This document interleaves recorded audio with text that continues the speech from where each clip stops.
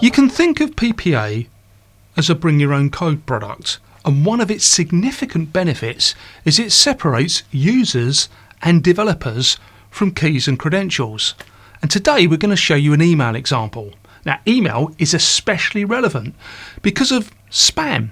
Spam is driving DNS rules, encryption rules, DMARC rules, strong authentication rules.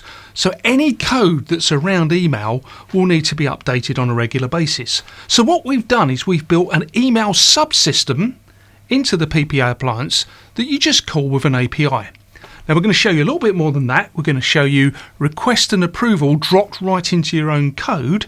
And we're going to start off with the user experience and then move on to see that request and approval. So we start off with a tile that the user clicks, and then by clicking the tile that's generated an email. And here's the email, and we're either going to click approve or reject. Now once we've clicked approve, we can see that the task completes and normally your code would then carry on. So here is the source code.